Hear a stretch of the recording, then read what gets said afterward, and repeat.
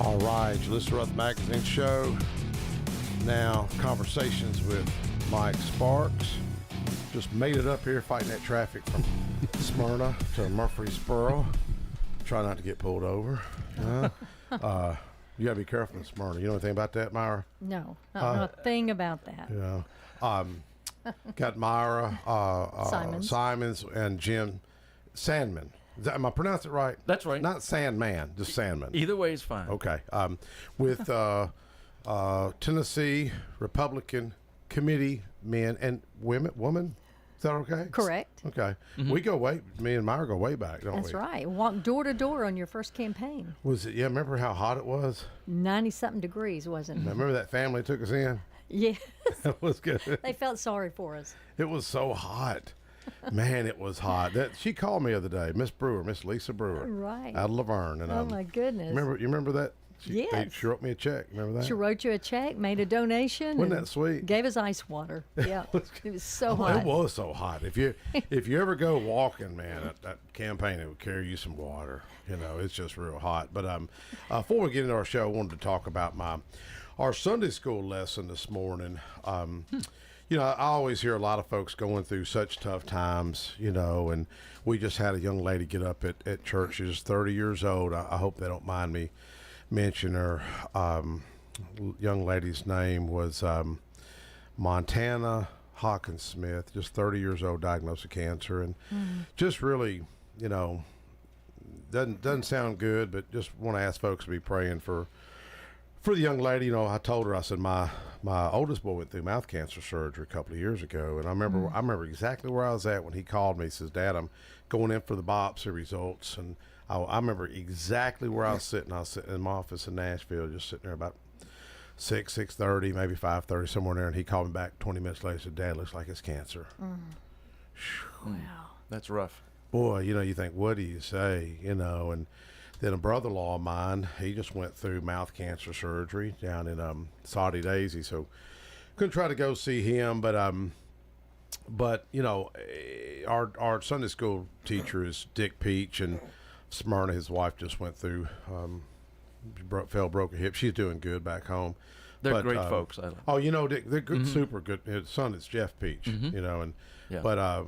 talk about the life of David. Boy, you look at the life of David in the Bible. I mean, look at what he went through. Mm-hmm. How could God use that guy, Jim? I don't know. He's human like all of us, but we can really relate to him. I mean, it is, if you ever doubt your own salvation, just remember David and Paul and all these great people of the faith. It kind of played over. They were talking about excessive pride among Saul, and I see that with leaders today.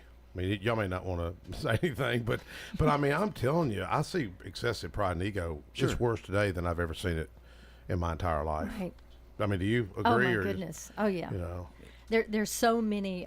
You hear stories almost weekly now of pastors or Christian leaders getting into trouble and thinking, I guess that take heed lest you fall. Yes. And a lot of them are falling these days. My mother was, we grew up Catholic over at St. Rose, but my mom was like Pentecostal at the Catholic church. She'd be raising hands. We'd be on the front row, and I'd be so embarrassed, like, Mom, but she'd always tithe faithfully. But my mother would always say, pride comes before a fall. Right. Exactly. Always heard that. And today I just see such bitterness and chaos, and it's like this person hates this person, that person hates that person. It's like, Jesus, you'd never run a business that way. Mm-hmm. I just left McDonald's because I like McDonald's. Everybody kids me about got a senior coffee, and Roger grabbed Jackson a senior cold coffee. Drink. I know it's hard to believe. They've never guarded me. You surprised me, Mike. Anyways, I'm like the only one who drinks hot coffee when it's 98 degrees outside. But you think if McDonald's was operating like government, how long would it take to get that coffee or that cold drink?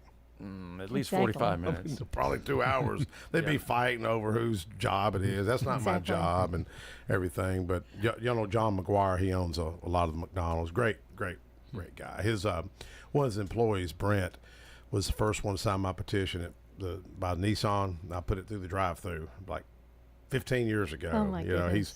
He's still working there, just a great guy. But I just love that that lesson today, talking about David, and he was really the least of his own brothers, and you think of how God used it. If he wouldn't have had the battles in his life and all that adversity, he probably wouldn't have had the confidence to take on Goliath. Or the strength. God uses adversities exactly to move us. Adversity increases your strength, I believe. Well, I think that's one reason you're as passionate about things as you are. You know what I mean? Oh, yeah. I mean, you go through a lot in your life, and you come out the other side, just like the Bible says, you'll come forth as gold. You gain strength through adversity. My Sunday school class, I'm in there, and everybody, with all due respect to their listeners, they're all over 80 years old, pretty much. Wow. But you hear a lot, and you learn a lot of wisdom. And one lady, her Miss Nell Jones, I think it was her nephew, her great nephew passed away. Then his son died in a car wreck a few weeks later, and you think, man, she's like, you just got to keep the faith. You think of that kind of devastation, or having a daughter, 30 years old, diagnosed with cancer. Wow. And it doesn't sound good. I mean, we serve an awesome God, and you just got to put it. Though Mike, sometimes you don't understand why God is putting you through a hard time. And you pray and you pray and you pray, Lord, to change this circumstance.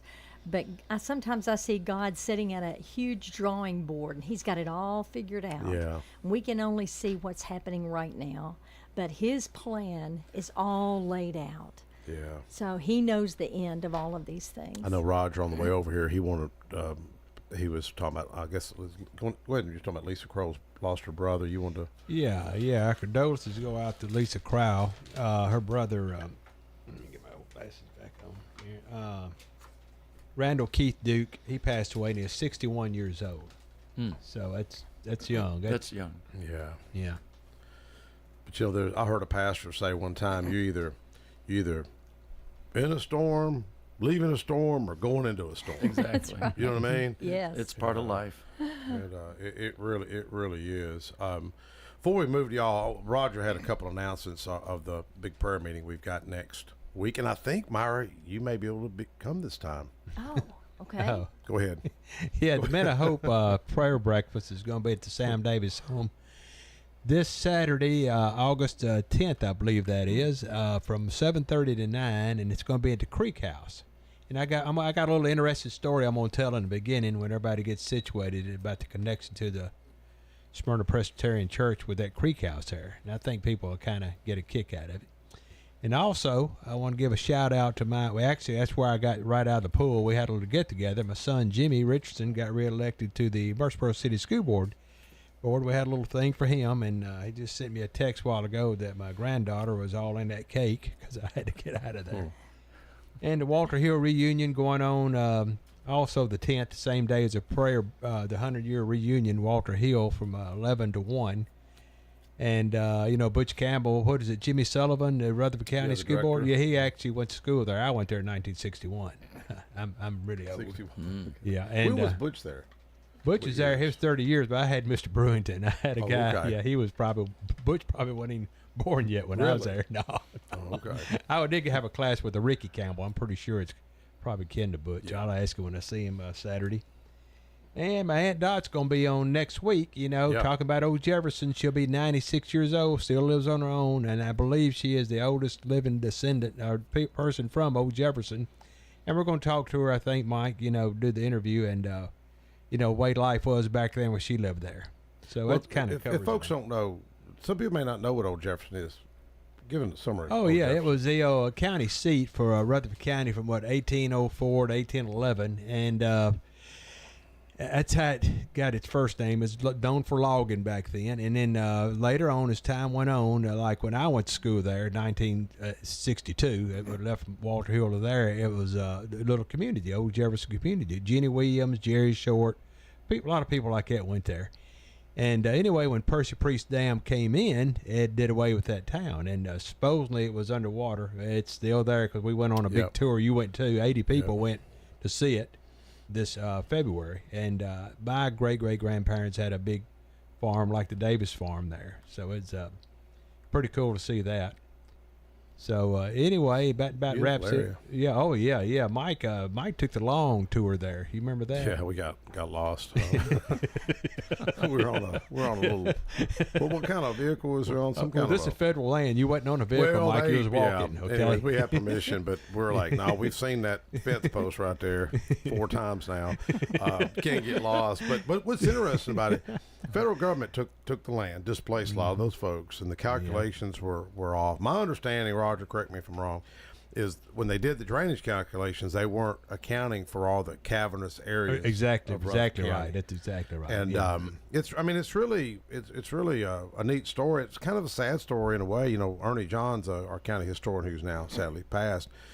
I could always tell. I had him on the radio several times. He was still upset over it. And Toby Francis, you can tell some of the folks still upset. I would be upset too if the government took our land. Well, I am. Paid us, If I got my little family out of there, you know. I mean, first black lawmaker come out of there. He was Republican. In fact, you know, y'all need y'all to help me with that. We need to have a picture at the GOP office of the first African American lawmaker, Samson Keeble. See, people don't know these things. And they never told us this in school. Yeah. And he grew up in an old plantation home, Stone and Lonesome, and he worked over here at the it was I forgot what the name of the newspaper was.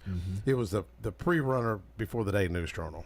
What year was that? Oh, 1850s. well, he fought in the he fought in the war, didn't he? War. Oh my Yeah, goodness. nobody knows these. It's amazing that people Right. don't tell these stories. You know. Right. Yeah. But anyway, seriously, say something to Austin.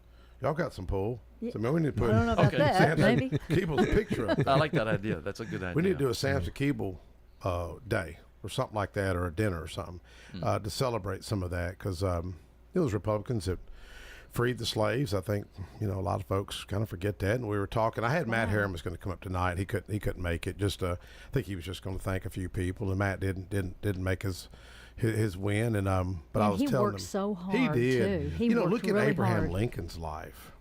You ever studied him? Oh, he yeah. lost I read a lot 8 about him. elections. Yes.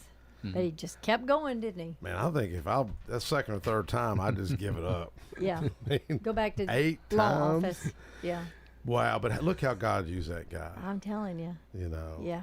Quite a story. I like what he always said: a house divided cannot stand. And it's just sad. Like we had the big prayer. Did y'all get to make the prayer event at the courthouse this week? No. We had a great crowd, 200-something folks out there, and when I was speaking about Amazing Grace, and really it was that courthouse that kind of inspired me to talk about Amazing Grace and the history. It was written by a slave ship captain.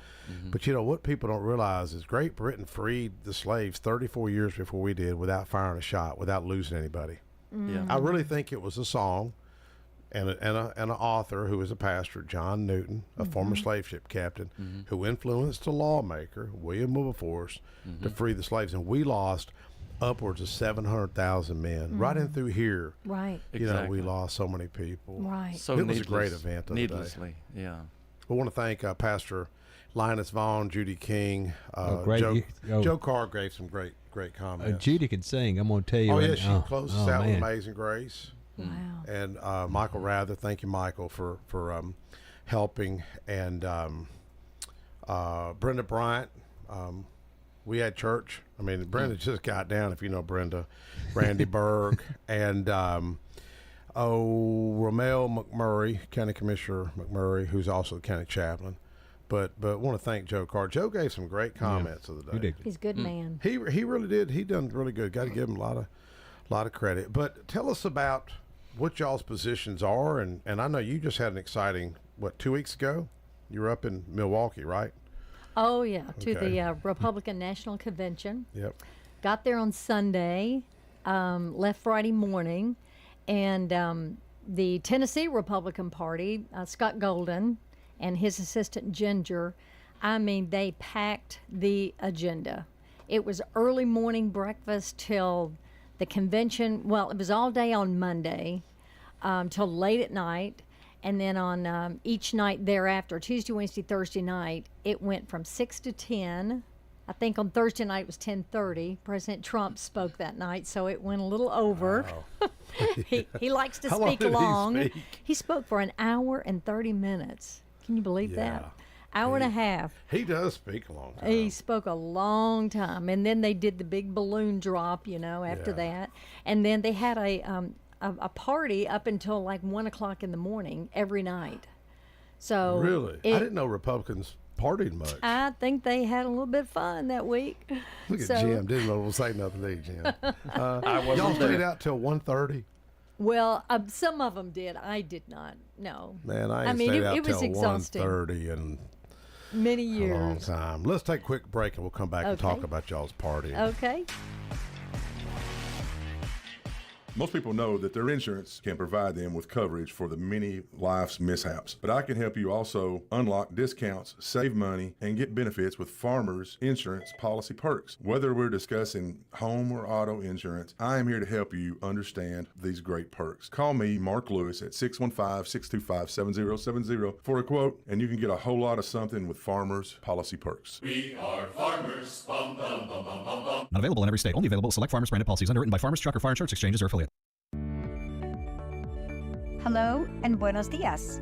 I'm Lisette Lopez, your bilingual real estate agent at Keller Williams Murfreesboro. I specialize in helping you make informed decisions that align with your goals. I'm offering free classes from how to fix your credit to investing to create generational wealth. Start your real estate journey with Lisette Lopez today. Call me at 954-552-4932. The number again is 954-552-4932. Or browse my website at lopezsellstn.kw.com. Thank you.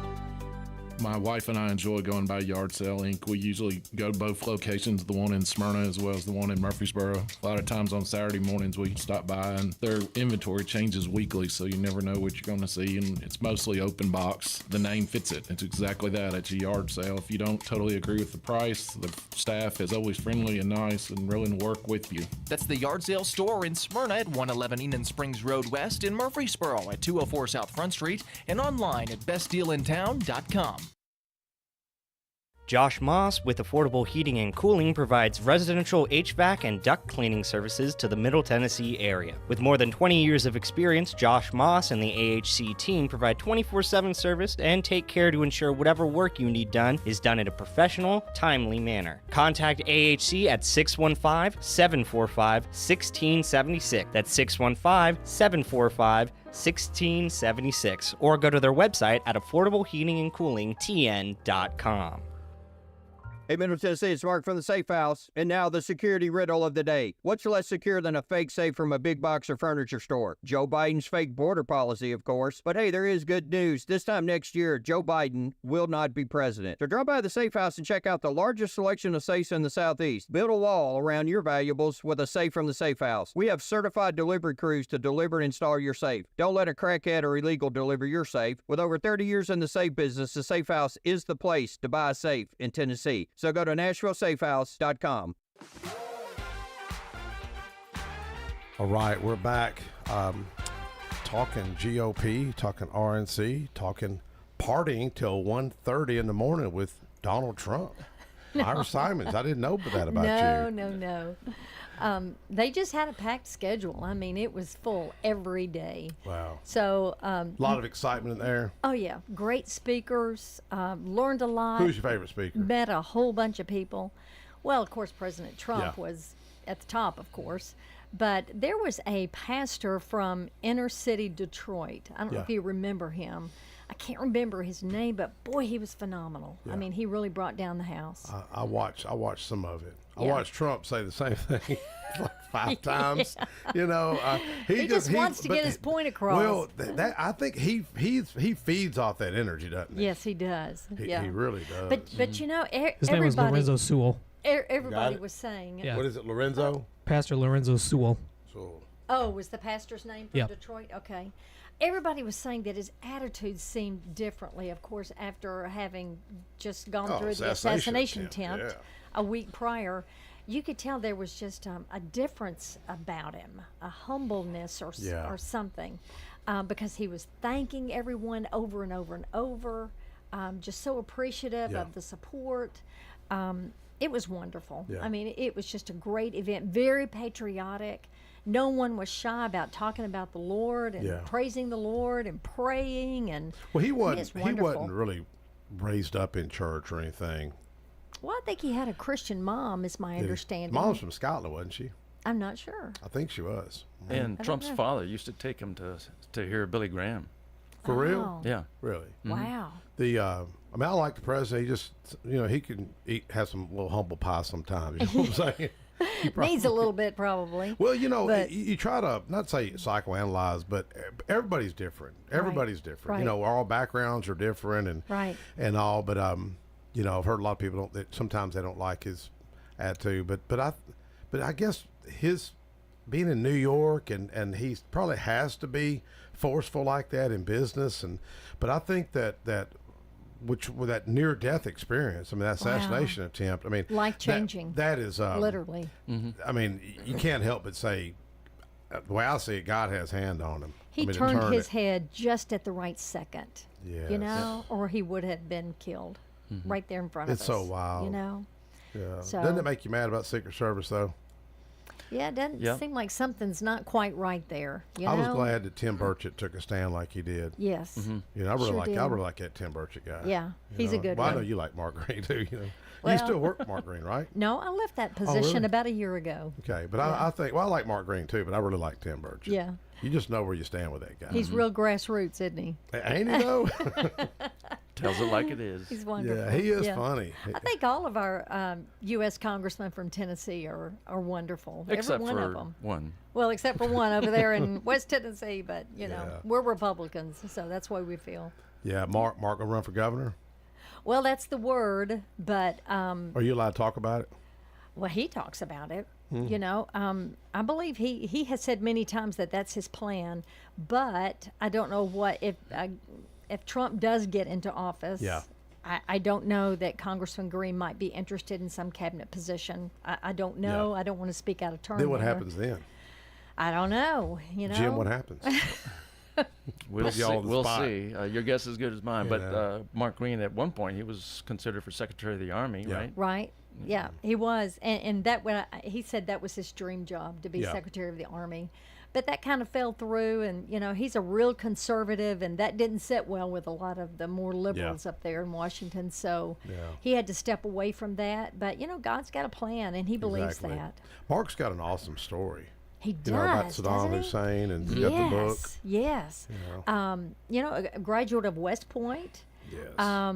Became has a master's degree in economics. Then he went to get his medical doctor degree. While he does have a degree in economics. Wow. He is a master's degree in economics. Wow, really? And then became a medical physician, of course. Then he was the he was the surgeon on the group that captured Saddam Hussein. So he's got quite the resume. He really does. And he was in the Tennessee Senate. Well, I think we served together just a few years before he moved on. But I always noticed he was his own man. Oh yeah. He was on Tim Burchett the same way. Yeah, that's right. Tim's just he's willing to just do his own thing, which I've always admired. Every time I've ever seen him, he's just down to earth over here. And I remember I was in D.C. one time, and one of the lawmakers got choked on a piece of chicken or something, and Tim jumped up over, run over, give him the Heimlich maneuver, and it worked. Yeah, the guy's still alive today. Wow. Okay, I hadn't heard that story. It was pretty wild. But and how many years have y'all been serving? Well, this is my first term, but Jim? Yeah, Myra came on in 2022, right? And first term, so I'm in my second term. I started in 2018 and reelected in 2022. Yeah. So we got 2 more years until 2026 to serve the current term. And, and it's telling what we're in our term as for the Tennessee Republican Party State Executive Committee. Yes. And we're the governing board for the Tennessee Republican Party. Right, and there's 66 members 66 throughout the state. Yeah. So the other, is it by district? State Senate district. Okay, so you've got, then there's Tom Floyd. Yeah. Right. And Lynn Davis. And Lynn's a sweetheart. They're in District 14, and Jim and I are in District 13. Oh, Excuse me, did I have that right? Yeah, District 13. That's correct. I've known Lynn for years. I always kid her. She's singing the choir. She's so angelic, you know, just a beautiful soul. You know, I bartered for an airplane years ago. You know that story? No. I wrote a book, Learn to Barter. Just do a search, Learn to Barter. Mike Sparks, you'll see my book. But it was one of the neatest barter deals. Was a guy had an airplane. He said, "Man, would you do some trade with an airplane?" It was Ty Downing, who's a Rutherford County Sheriff's deputy. So I was like, "Yeah, man, I've always wanted to say I sold an airplane." And went over and looked at it. It's like an experimental aircraft. And I called Gary. I knew he was a pilot. Her husband, Gary Davis, and I think he trained Phil Bredesen to fly a glider years ago. And Dave, if you know, you've been to their house, right? Oh, yeah. You know, Gary flew I think a crop duster into there and landed it right there. Oh, wow. No, They lived in that hangar. You know that little hangar? Yeah. He lived there. They lived there and then sacrificed to build that house. Oh, wow. That dude is like a pioneer. Well, that family is like a pioneer. But I had the plane in Murfreesboro, and we went up, and Gary just did a pre-flight and fired it up and flew around Murfreesboro. I just want to make sure it was going to fly, and me and Ty done some trading out. Then I ended up selling it later. Yeah, Ty's a great guy. I hadn't seen him in years, but they're just a sweet couple. They are. Speaking of Lynn Davis, her counterpart Tom Floyd is also a pilot. He's a commercial airline pilot. Oh. That's why he couldn't make it this weekend to be interviewed. But and your husband's still flying? Oh yeah, he retires in November.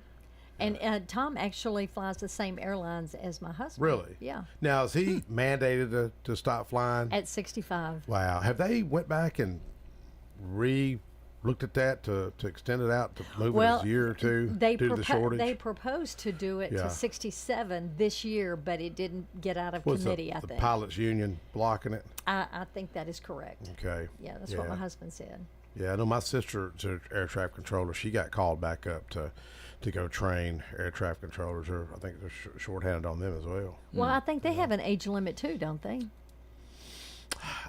I think they she's do. probably 64, and they just asked her. She was in the Guard. She was up for Soldier of the Year in 1984, 86. Wow. She made the top 3. Yeah. Real proud of my sister, but she they called her back up to do some training. You know. Wow.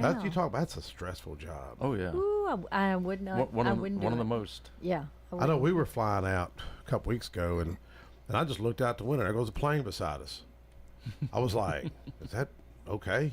She said, "That plane's further than you think it is." I'm like, "It didn't look that far to me. Wow. It looked like it was about 3/4 of a mile, but it was on the same altitude." Oh yeah. Which As the tower? no, as a plane. We're flying. I looked out the window, and there was another aircraft jet Wow. that went by us. I talked to my sister. Well. She said, "Well, that plane was further than you thought it was." I said, "Well, it didn't look that far." You know, I thought maybe someone made a miscalculation. Yeah. Well, your experience in politics, what encouraged you to get involved in politics and advocating and helping candidates? I have been involved in politics since way back during the Reagan campaigns. I worked in both of those campaigns. My dad was a 20-year veteran of the U.S. Army. He was sergeant. And my dad has Was y'all grew up here? Memphis. Memphis. My parents are actually from Mississippi. Iuka, Mississippi, a little country town in north What's it famous Mississippi. for? Iuka? Yeah. Oh, goodness. I don't think it's famous for anything. Surely there's something. I don't think so. Myra Simons, maybe? Maybe. Yeah. They have mineral springs, I guess, maybe.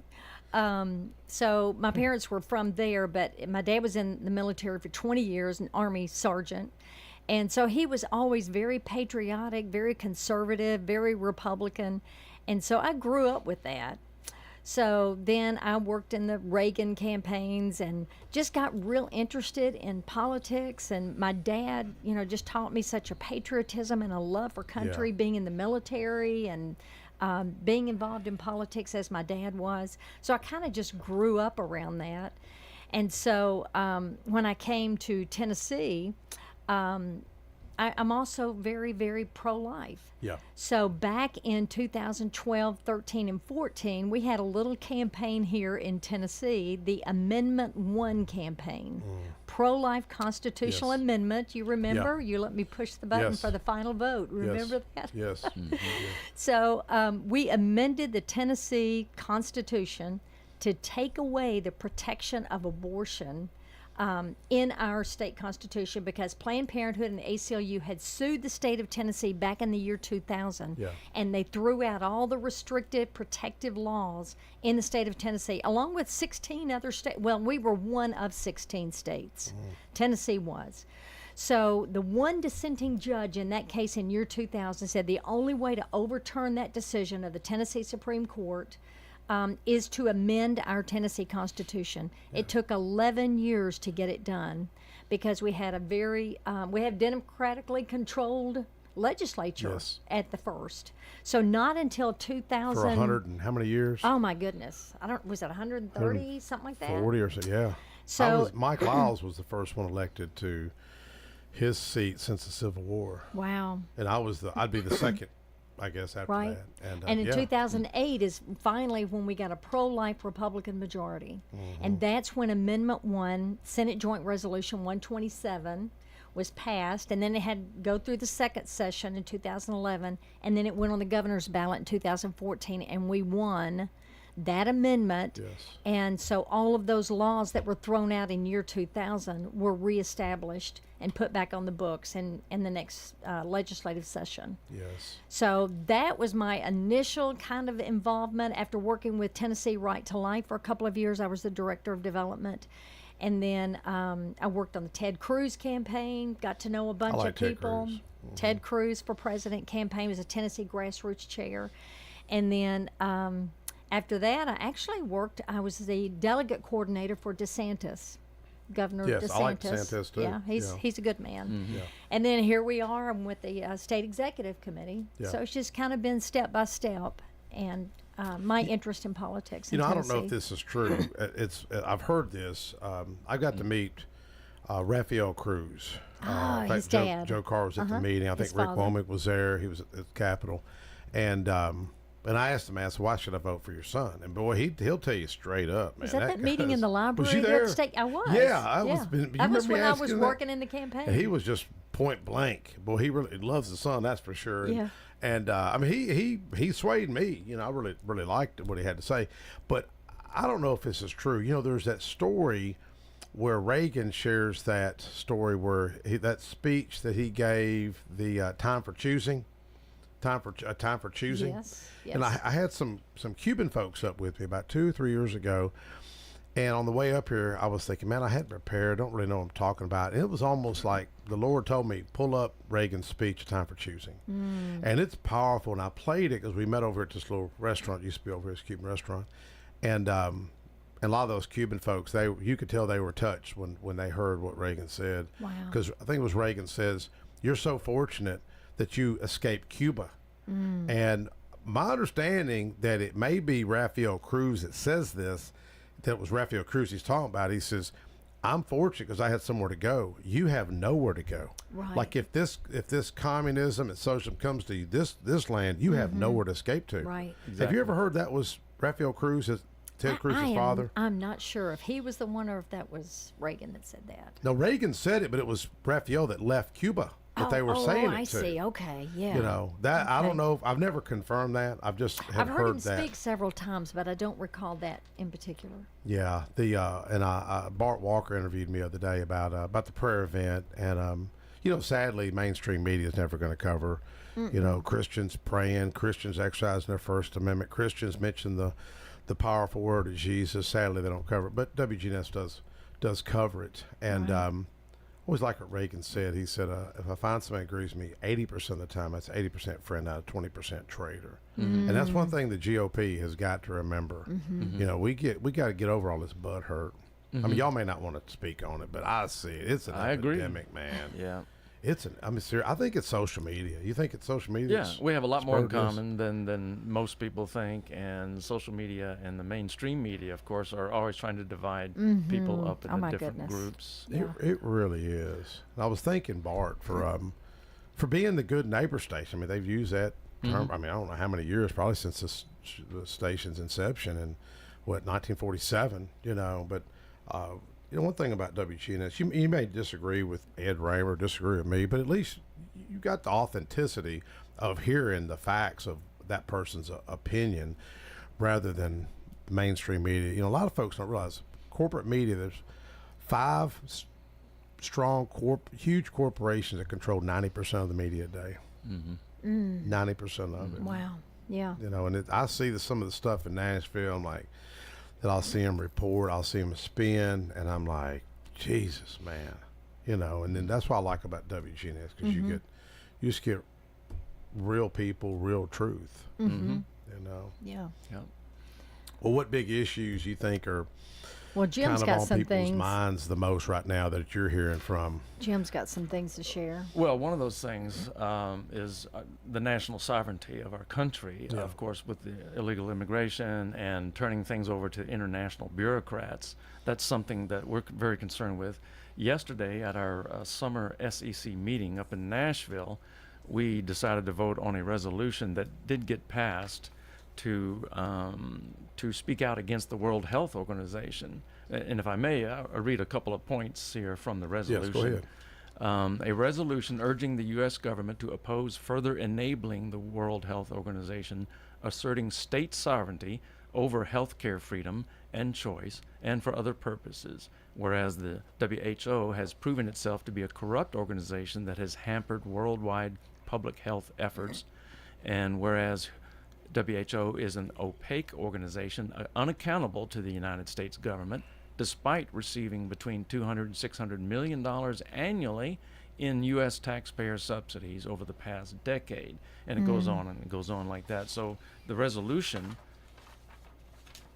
includes these statements to be resolved by the Republican Party of the state of Tennessee, that the members of this body urge the representatives and senators elected by the people of Tennessee to take all steps necessary and reasonable to permanently end taxpayer funding of the WHO, and further resolve that the SEC encourages the President of the United States and his foreign policy officials to reject the creation of any policy, law, convention, or regulation, whether through amendments to the international health regulations or through the drafting of an international agreement regarding pandemic preparedness, that would in any way further empower this ineffective and corrupt World Health Organization. So it goes on about that, to keep international bureaucrats out of our business.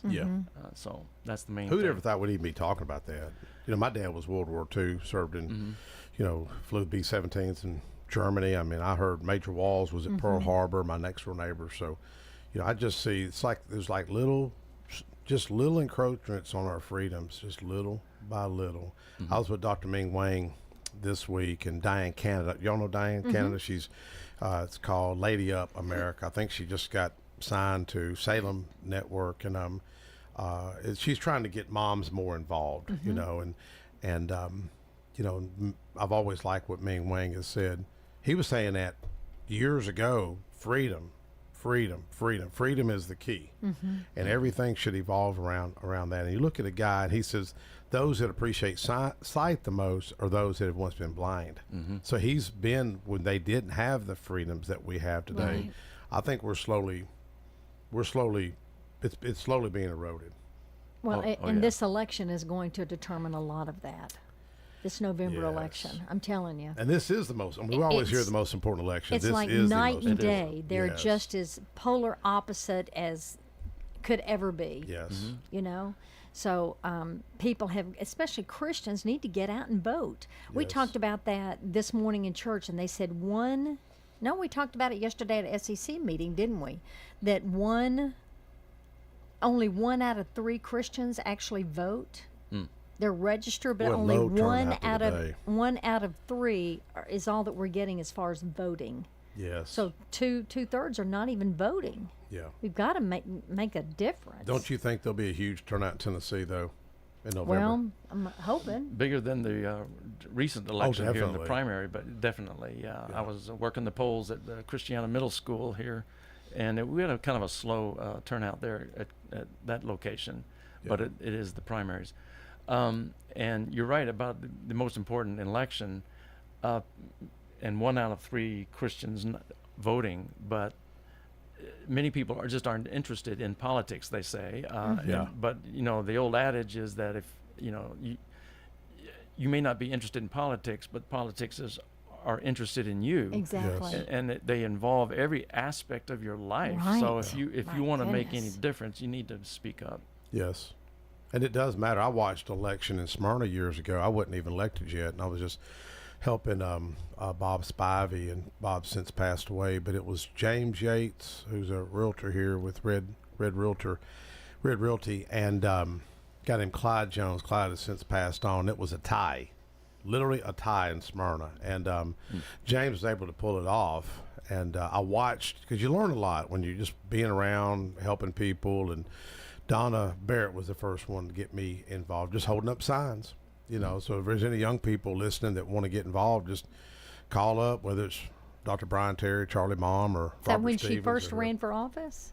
No, she was already in there. Oh, she I had was, met okay. her. I forgot how I met them. And I just held up a sign. In fact, Clyde was out there. I was in my 20s, late 20s. I didn't really know anybody. Let's take a call. Caller, go ahead. I was going to ask the two guests, do you remember what Trump said about Christians voting here a while back? Said they never have to vote again after this election. He fixed everything, but they would never have to vote again. Y'all want to comment on that? Because he said they never have to vote again after the 2024 election. Thank you. Yes, I heard that he said that. In fact, I saw that interview where he said that, but I think that was a little bit misinterpreted. I think he was trying to emphasize how important of an election this one is. If you'll just vote in this one, because it's so important. Of course, he wants people to always vote, but if you'll just vote in this one is the most important of our lifetime. I think that's what he was trying to say, because I really listened to that when he said that. I thought, well, what did he mean by that? But if you really delve into it, I think he was just, and a little bit later he did describe it and kind of explain it a little more, that he was just trying to emphasize how important this particular election is. I mean, I think every time an election comes up, we say, oh, it's the most important of our lifetime. This one truly is. I'm telling you, because like I said, Vice President Harris is as opposite from President Trump's as far as policies as you can imagine. Christians, we need to look at what's going on in Israel. Have y'all been watching what's going on in Israel? Oh, yeah. Man, I mean, how much money did our country give Iran? How many billions of dollars? Billions. And all that money is being spent on missiles attacking Israel. Was it 12 young kids? Obama gave them pallets of cash. Remember back when he was in office, gave them those pallets of cash?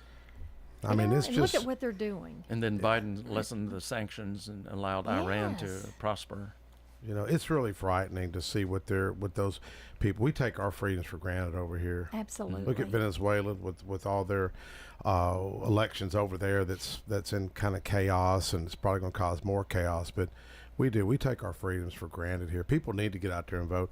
And I always like what Secretary of State Trey Hargett did. And I think he needs to bring that back, where it was vote for a veteran. You remember that? Mm-hmm. Was that 2 years ago or 4 years ago? I don't recall how many years ago that was. And I would think of my friend Freddie Hahn, Sergeant Asbury Hahn, that was killed in Iraq. I trained him at Nissan, and he come by and bought a truck from me. He said, "Mike, I've been deployed," and he said, "I need a truck." And my mother was there. My mom said, "Can I pray with you?" And we prayed with him. About 6-8 months later, he was killed in Iraq, and my goodness. It's just. Sad, we On did that the same. deployment, he was Yeah, killed? he lost his life, and his son hangs out with me, Spencer Hahn, and Spencer just got engaged. Congratulations, Spencer. And but he doesn't remember his dad, but he remembers being at the base when his dad was deployed. He can remember the base, but doesn't remember his father. But Freddie was just such a great guy. Wow. That's so sad. We did the exact same job at Nissan, and then he loses his life, and I go to the state capitol. Do you know, isn't it sad that our young people don't seem to realize the price that's been paid, do they? Exactly. They take it for granted, like you said. They take for granted the freedoms. I guess they think the whole world is free, as we are in America, and they take it for granted. They don't understand the price that's been paid. I've seen a guy at the airport, and you could tell he was probably, I'm assuming he was injured in the military and burned up. You could just tell, and I kind of just was kind of wanted to talk to the guy, and I thought, no, and I thought, man, look at what this guy's going through and how blessed we are to live. Blessed to live here in Rutherford County. Amen. Yes. You know what I mean? Mm-hmm. I couldn't think of nowhere else. Where else would you want to live? I can't think of nowhere else better to go. Oh my goodness. Heaven. Yeah, Amen to heaven, there that. you go. what I'm saying? You know, That'd be the only thing. Let's take a quick break. We'll be right back. Okay.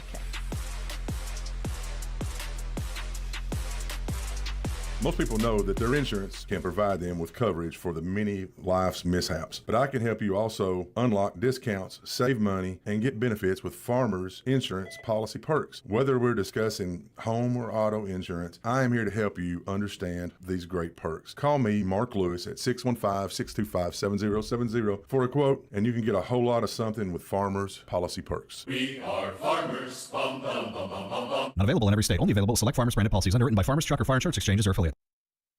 Hey, Middle Tennessee, it's Mark from the Safe House. And now the security riddle of the day. What's less secure than a fake safe from a big box or furniture store? Joe Biden's fake border policy, of course. But hey, there is good news. This time next year, Joe Biden will not be president. So drop by the Safe House and check out the largest selection of safes in the Southeast. Build a wall around your valuables with a safe from the Safe House. We have certified delivery crews to deliver and install your safe. Don't let a crackhead or illegal deliver your safe. With over 30 years in the safe business, the Safe House is the place to buy a safe in Tennessee. So go to NashvilleSafehouse.com.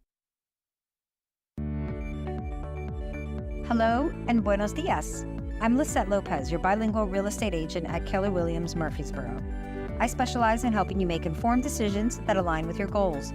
I'm offering free classes from how to fix your credit to investing to create generational wealth. Start your real estate journey with Lisette Lopez today. Call me at 954-552-4932. The number again is 954-552-4932. Or browse my website at lopezsellstn.kw.com. Thank you. Josh Moss with Affordable Heating and Cooling provides residential HVAC and duct cleaning services to the Middle Tennessee area. With more than 20 years of experience, Josh Moss and the AHC team provide 24/7 service and take care to ensure whatever work you need done is done in a professional, timely manner. Contact AHC at 615-745-1676. That's 615-745-1676. Or go to their website at affordableheatingandcoolingtn.com. AFFI is Middle Tennessee's premier choice for pest, wildlife, and moisture control. They specialize in those difficult and unique cases. You can reach them by phone at 615-300-2395. That's 615-300-2395. Or stop in at 200 Glenrose Lane in Smyrna.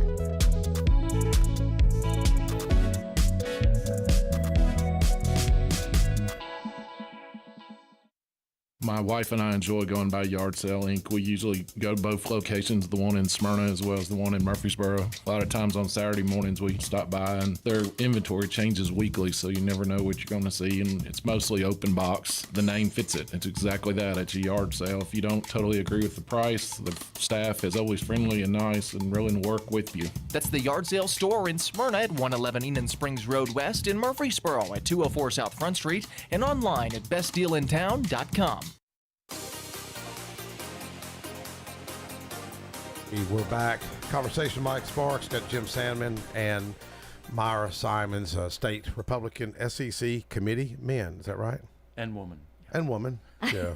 But I was saying off there, isn't she a beautiful soul? Oh my goodness. Myra's just so elegant, classy lady. Yeah. You really are. Right. We're Rick, blessed. Rick, don't get mad at me if you're listening. Is Rick listening? No. What's Rick doing? He is in Montana. Oh, is he really? Tonight, yes. Oh, yeah. Yep, doing an overnight in Montana. Wow. He's an airline pilot. Yep. So, Yep. yeah, he's in Montana. Well, and Jim would be the opposite. You served on a submarine, didn't you? Yeah, I was in the Navy 20 years, submarine service. 20 years? Served for on four boats. They were all the fast attack types. Wow. Really? And so I had various schedules from 77 to 97. I was a chief fire control technician. That was my job. What year did you go in? 77. Really? Mm-hmm. Wow. Yeah, and came Just from a baby. Came from came from Virginia originally. Grew up there, and my dad was a pastor. Became a Christian when I was 12, and he baptized me, and wow. And ran into some more crazy Christians in submarine school, and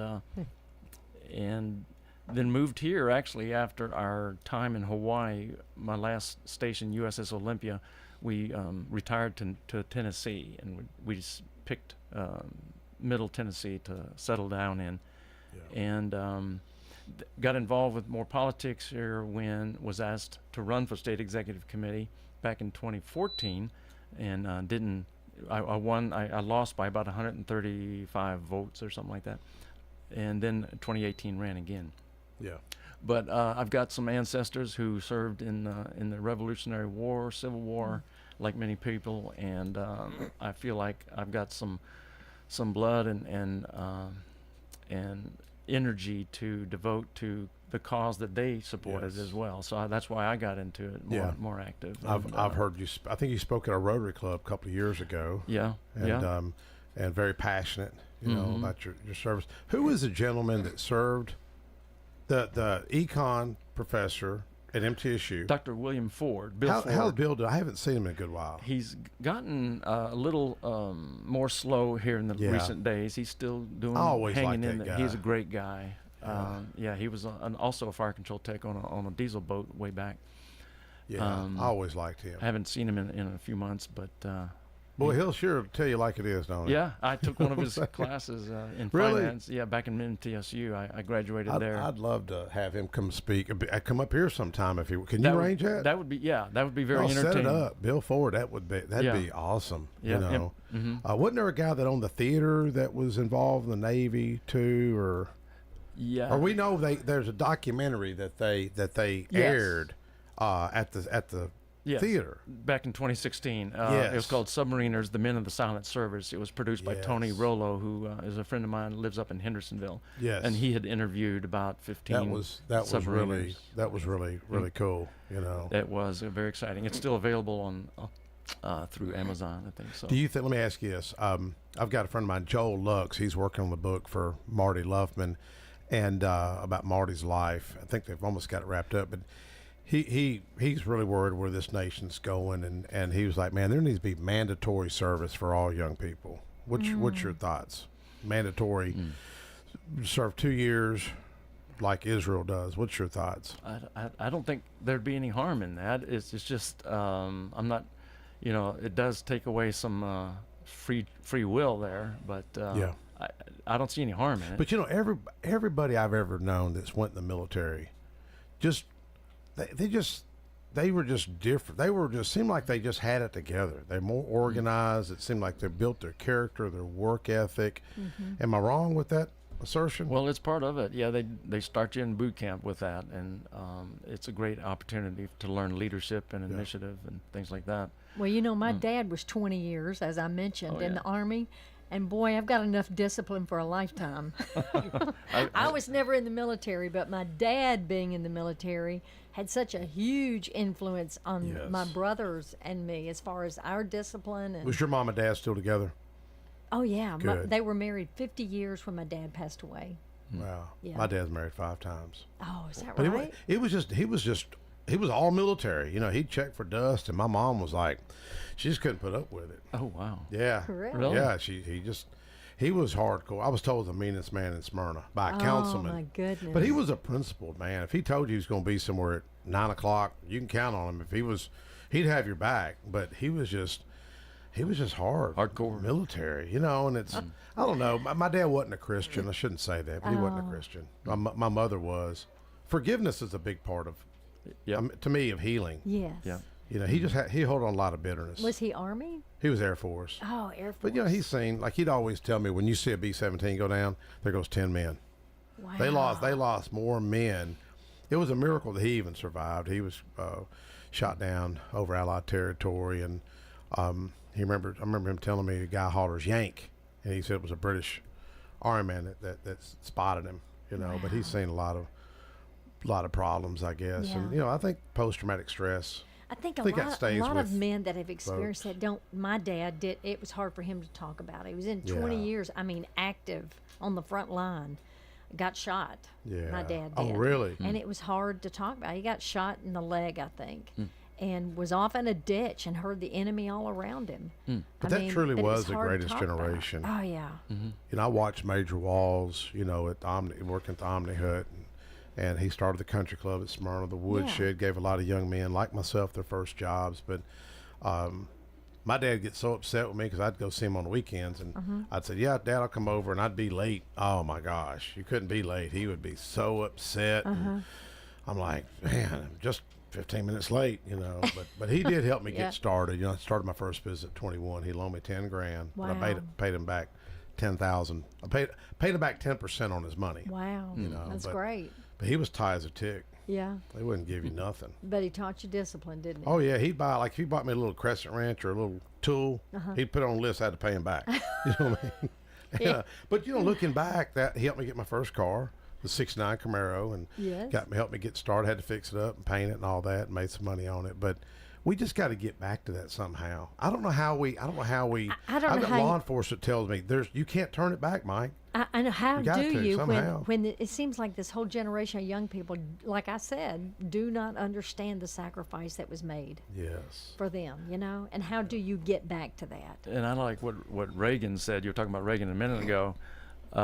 He said that it's not that my liberal friends are ignorant. It's just that they know so much that isn't so. Exactly. Yes, exactly. Heard that good quote. Yes. Yes, I think we may have Marty calling in. Marty, you there? Marty. Hello, Mike. Hey, I know you've been trying to call. Sorry, the phone to get picked up. Hey, I know we just got a few minutes left. You had a new car delivered. Tell us about this car you just got. Oh, yeah, it's a classic. Well, let me give you a preface first. When I was turned 16 years old, my dad gave me a 55 Chevrolet. Well, I loved it. I drove it until it got wrecked, and I had to give it up. So I thought about that car all my life. As I grow old, well, anyhow, 75 years old now, it's time. And I bought another one off Meacham's auction, and it's a classic 55 Chevrolet. It's gray and black. Yeah, sharp car. Yeah, it's sharp. You saw it. Yes. Yeah. Oh, it's slick. It really is. Hey, we were, you and I were talking about, I often share, I don't know if you call it the power of prayer. We had the big prayer event this week, went really successful. You witnessed something that I really want you on the record to witness. You know, I had been praying for a sign when I voted for the Speaker of the House. I had 4 choices, and I prayed. We were at the Hall of Fame for radio. Pamela Furr called me and wanted me to go, and you came, and I prayed for a sign, so my wife sent me a text. I said, who should I vote for? She said, vote for Cam. C-A-M, Cam. Nobody calls Cameron Cam. They either call him Speaker or Representative Sexton. And I invited a man to sit with us, and you witnessed what happened. Remember, I prayed for a sign, so this guy was walking around. I saw it right there in front of me. Materialized, and I couldn't believe it. But here's what happened. Marty's to my right. This man who I never met. So I was upset with Pumpkin Party on messaging. We get our butts kicked on messaging. We've improved, but I've got an op-ed in the Tennessean right now about meeting with Priscilla Presley. Oh. About Amazing Grace. You know, that was one of my bills, making the official state hymn. You'd think the DNJ would put that online, but they haven't. The Tennessean has. So I asked the guy, I said, what do you do? He said, I do messaging. I said, really? And I said, you a believer? He goes, yeah. I grabbed my phone to show him my sign, which was C-A-M, Cam. That was my sign I prayed for. Guess what the guy's name was? It was Cam. Cam. Ain't that right, Marty? Marty witnessed that. Oh, right. Thank you, Marty. Man, I couldn't even hardly speak when I saw it. It was I heard cool. you say what his name was. All right. Hey, we'll catch up with you. Thank you, Jim Salmon. Thank you, Myra Simons. Thank you, Jackson. And thank you, Jeremy. We'll